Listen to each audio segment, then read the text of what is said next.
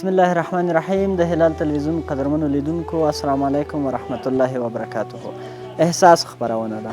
احساس هغه خپرونه ده چې پکې غریب او بېوزلو خلکو سره مرسته کیږي او د دوی لاسنیوی کیږي.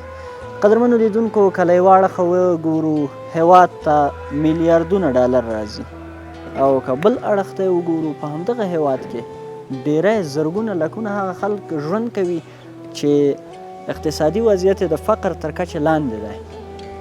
نن هم په همدغسې یو ځای کې یو چې ډېرې بېوزلې کورنۍ راغلي دي. هغه خویندې میندې راغلي دي چې د چا خاوند مړ شوی دی، د چا ورک دی، د چا هم په نشهیي توکو اخته دی، هیروین یا پوډر استعمالوي او د کور سرپرست نه لري. له دوی سره به هم وروسته لنډې خبرې لرم او د احساس مسؤلینو سره به هم غږېږم په دې اړه باندې. خو اوس ورځو هغه کومک شوي مواد چې دغه کورنیو ته به ورکول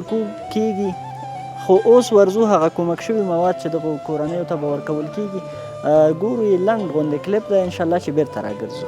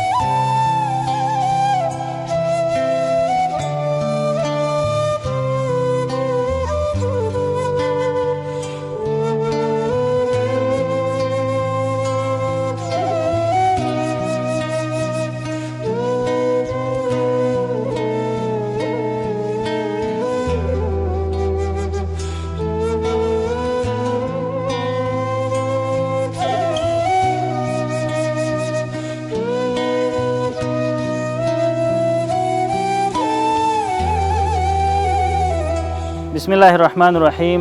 د افغان مسلم اسوسییشن او حیات فاونډیشن څخه ډیره زیاته مننه چې زموږ د فقیرو بېوزلو هیوادوالو لاسنیوی وکړ او دوی سره مرسته وکړه. نن د قوس د میاشتې 11 تاریخ او د 1499 کال د سې شنبې ورځ ده چې 15 کورنیو سره موږ د دغه ورونو یادو ورونو یا یادو فاونډیشنونو په مرسته باندې دوی ته موږ د مرسته ورسوله.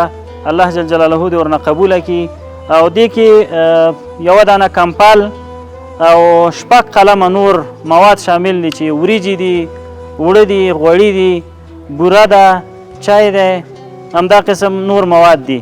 نو د ورونو نه غواړو چې ژمی دی، هوا ډیره سړه ده، د هر یو په تندي کې د فقر او بیچارګۍ نښې ښکاري، د هر یو د فقر هغه نهایي درجه کې دي. نو دوی نور هیڅ هم نه لري، یوازې سترګې همدې ته نیولې دي چې د احساس خیریه بنسټ لخوا ورسره مرسته وشي. احساس خیریه بنسټ په هغه ورونو باندې غږ کوي چې هغه بیرون دي یا په داخل کې دي، تر څو د دغه بیچاره هیوادوالو لاسنیوی وکړي او دا مرستې به موږ د دوی کورونو ته ورسوو. زه باور لرم چې د دې په کور دی یو په کور کې د ګرمولو دپاره نه بخارۍ شته، نه لرګي شته او نه کمپله او نور غذایي مواد. دا دوه څو قسمه کمپله او غذایي مواد خو ورته ورسېدل. نو کوشش دا کوو چې دوی ته هغه ورونه مرسته وکړي تر څو دوی ژمی هم ګرم تیر شي او لرګي او نور وسایل هم ورته واخلو.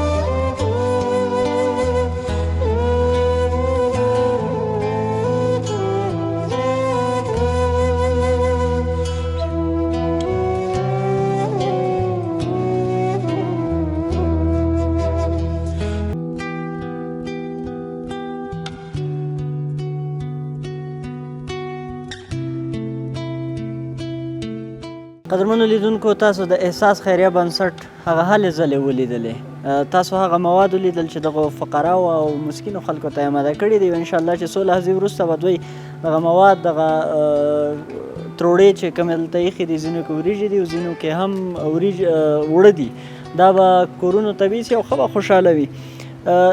څه وخت مخکې زه یو د احساس رضاکار یو کور ته لاړو، نو ماښامۍ ټیم و، موټر کې ورته مواد ویوړل، نو یو ډېره بوډۍ ښځه راووتله چې بدبختانه دا خپله هم کونډه شوې وه او یوه انګور یې وه، دا هم کونډه وه. ویې خندل او وروسته دا سترګې له اوښکو ډکې شولې. نو ما ورنه داسې غلې غوندې پوښتنه وکړه، ویل څه صورت حال دی؟ وایي بچیه که نن شپه تاسې موږ ته دغه مواد نه وای راوړي، نن شپه موږ وږي ویده کېدلو، هېڅ هم نه و په کور کې. نو شاید په دغو کورنیو کې به هم داسې وي چې د نن شپې لپاره هېڅ هم ونه لري. زه له دوی سره به لنډې خبرې لرم، انشاءالله چې د دوی هغه د زړه خبرې به تاسو واورئ.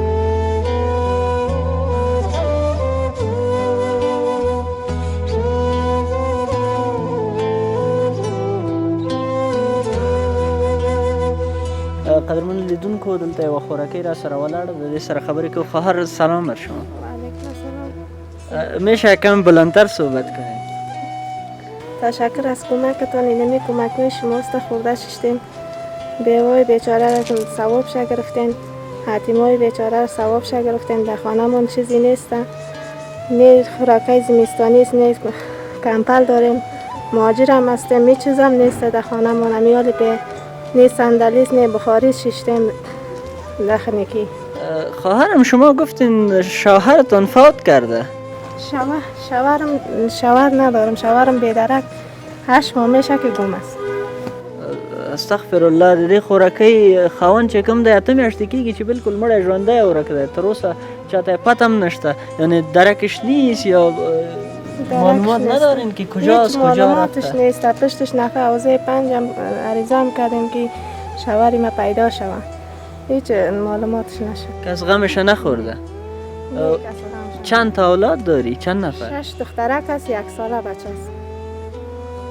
6 لوڼې لري دغه خوراکۍ او هغه هم یو کلن زوی.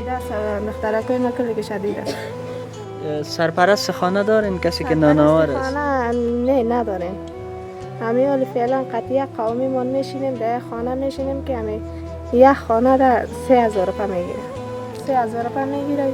اینم 3000 ایس کمک بگه اوس کمک بگه من خودم اینمی کمک من خودم نمیخوردم چی میکنم یک چیش است چی میکنم نصف پیسه کرای خانه میتونم د دې خوراکي خبرې تاسو اورئ دا وایي چې د دغه کمک هم زه شاید نیمې خرڅ کړم او د کور کرایي به ورکوم. تیر میکنم دیگه اینمی گشنه و تشنه روز ما تیر میکنم. اولادت از پیشن میخواه که زمستان است یعنی خواهرک ما میبینم هیچ جمپر چیز نداره. چیز نداره اون مولوی صاحب خودش میفهمه که هیچ چیز نداره. بخاری مانده نه خانه؟ نه این از اینا پرسان کنیم بریم ببینیم نه بخاری داره نه صندلی داره هیچ چیز نداره.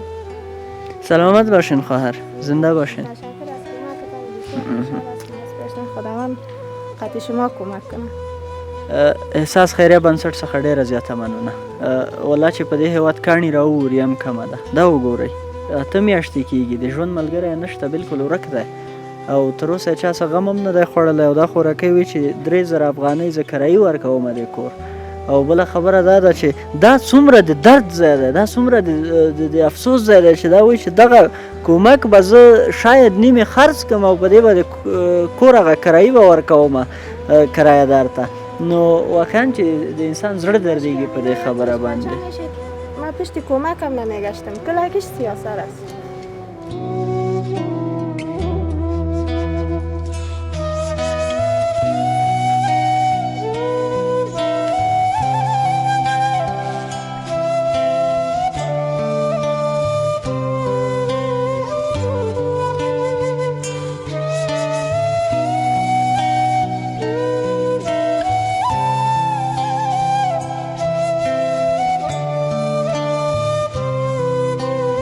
خواهرم من اینجا از مسئولین پرسان کردم گفت با اکثر زنهایی که یا شوهرشان فوت کرده و یا هم گم است یا هم پودری شده یا نشه‌ای شده اما رقم شما شوهرتان از ما 8 سال میشه که فوت کرده شوهر 8 سال میشه فوت کرده و چند نفر است این فامیل؟ 5 اولادای ما است یک خودم یک بچه خورده است 10 ساله دیگرش دختر است دیگرها دختر هستند 4 تا و یک پسر دارین که 10 ساله است. اون دیگه چیز نیست لیاقت کار کردن ندارن یعنی خورد هستن خورد هستن هنوز خورد از بازی همیتی ما دیگه بیخید بی‌بشرت و هیچ میباشن دیگه ضعیف میباشن. زندگی چطور میگذره؟ بالاخره درآمد پیسه ای از کجا میشه؟ خودم دیگه یک کاراشویی میکنم دیگه یک دخترکم بگذره خیاطی میکنه پیسه مسیح کرارم میکشیم. خانه هم کراییه؟ خانه هم کراییه است بله در کابل دیگه کلگی خانه ندارم خانه کرایی است. نهاد خیریه احساس با شما کمک کرد. تشکر زنده باشه. یک ماه کفایت شاید کنه همین چیز برای شما. دیگه چی تقاضا دارین؟ دیگه اینو دیگه کمک تقاضا داریم که کد مادر هر ماه کمک کنه دیگه. هر ماه کمک کنه. دیگه هر وقت کمک کنه دیگه هر وقت کمک آمد. گاهی شده شب نان نخورده باشین خوابیده باشین. خب چی کنیم دیگه مجبور هستیم. دیگه این روزا خو هست دیگه سر مسلمان می این روزا بیازی دیگه است. قدرمن لیدونکو دا خوراکۍ 8 کاله کېږي چې خاوند وفات شوی 4 لوڼې مشرانې دي چې هغوی څوک خیاطي کوي څوک لوښي مینځي پردیو کورونو کې او په دې باندې هغه خپله زندګي پر مخ وړي. دلته 14 کورنۍ راغلي دي ما چې کوم حساب وکړه دا 14 پیکیجه دلته ایښي دي او 14 هغه کورنۍ دي چې نهایت فقر کې ژوند کوي. کله چې تاسو وګورئ چې خاوند یې ورک دی یا خاوند وفات شوی دی یا هم نشهیي شوی دی نو د هغې کورنۍ به څه وضعیت وي؟ د کور سرپرست چې څوک ونه لري د هغې کورنۍ به څه ډول وضعیت وي او څه ډول شپې به تېروي؟ دلته زه باور لرم چې اکثره هغه خلک دي چې تر اوسه یې په کور کې بخارۍ هم نه دی ایښې. نهاد خیریه احساس بر شما کمک کرد. بله. شما چی گفتنی دارین؟ تشکری میکنیم از دیگه خدا ثوابش قبول کنه خدا در دنیا و آخرت خیر نصیبش کنه. تشکر خواهر شما بشینید. ډیرو قدرمنو لیدونکو مشت نمونه خروار دغه دو خویندو سره ما مرکه وکړله نورو سره نه کوم دوی خو د سړي زړه درد دی دوی داسې خبرې کوي چې د انسان زړه پره پیدا شي. ورځمه د احساس یو رضاکار سره به هم خبره کوم او بیا به خپرونه رانغاړو.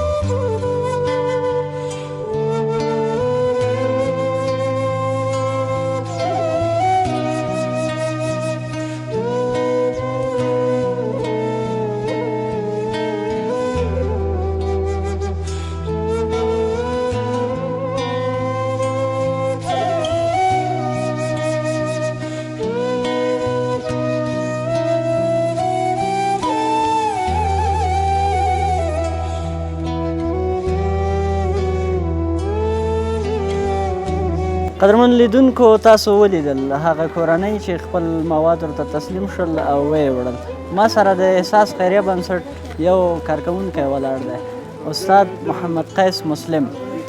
مسلم صاحب خوش آمدید. خوش باشین، تشکر از شما. با 16 فامیل شما مواد غذایی و همچنان فکر میکنم یک تا کمپل هم بود توزیع کردید. بله یا خوشبختانه که امروز ما تانستیم با 16 فامیل که اکثر فامیل های بیواها و یتیما بودن کمپل توزیع بکنیم با 6 قلم مواد غذایی. 6 قلم مواد غذایی چی بوده؟ 6 قلم مواد غذایی ما یک بوجی آرد 5 کیلویی بود، یک بوجی هم برنج 25 کیلویی بود، روغن بود، بوره، چای، لوبیا. یعنی برای یک ماه برای اینا کفایت میکنه؟ انشالله که حدود یک ماه یک خانواده را میشه. بله. در آینده پلان دارین که به نمی بیوه همه خود کت 2 نفر اینا در پیش کامره صحبت کردم و کت دیگر هم صحبت کردم، اکثرش مردمی بودن که به بذات هیچ مدرک درآمد نداشتن. یعنی پلان دارین که در آینده کمک کنیم؟ نهاد خیریه احساس خوشبختانه که از پلان های اساسی شمی است که ما بتانیم پیوسته و همیشگی به خانواده مستحق و یتیم و بیوه کمک بکنیم. ولی بدبختانه بگوییم که کشور ما افغانستان بیشتر از 60% در فقر و بیچارگی به سر میبرند و نهاد خیریه احساس هم نهادی است که در سراسر افغانستان فعالیت دارند و کمک های ثروتمندا و مؤسساتی که میخواد کمکش به مردم برسه او را تطبیق میکنند. در کابل ما در تمام نواحی رضاکار داریم و ثبت داریم خانواده مستحق و یتیم و بیوه و میوبین و معلولین ثبت داریم با خود. بنابراین ما هر ماه به می خانواده که امروز کمک کردیم نمیتونیم رسیدگی. ما در روز دیگه به مثلا خانواده دیگه کمک میکنیم، در ماه دیگه به تعداد از خانواده دیگه کمک میکنیم. روز قبل ما در ناحیه 16 شهر کابل به 31 خانواده تقریبا توزیع داشتیم و امروز به 16 خانواده که تعداد بسته غذاییش خیلی خوب و مناسب بود و در آینده ما در دیگر نواحی توزیع خواهد داشتیم ان شاء الله. ان شاء الله.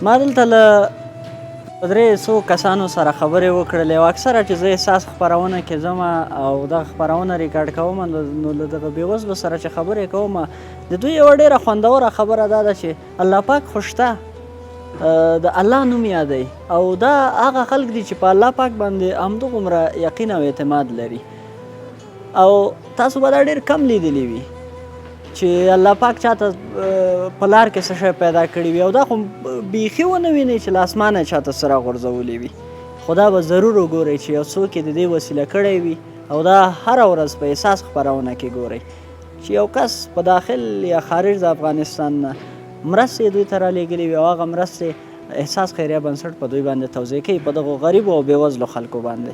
دا هغه خلک دي چې په الله پاک باندې ګران دي، ځکه ګران دي چې دغه بېوزلي خلک الله پاک یادوي او الله پاک هغه خپل محبوب او ګران بندگان د دې سبب کی چې دغه بېوزلو او فقیرو خلکو ته کومک او مرستې ورسوي. تاسو ولیدل چې د احساس خیریه بنسټ دغه نیلي رنګ واسکټونه چې اغوستي دي دغه رضاکاران او دغه میړني په څومره میړانه او په څومره جذبه باندې دوی ته هلې ځلې کوي او دغه مرستې په ډېر صداقت ورته رسوي.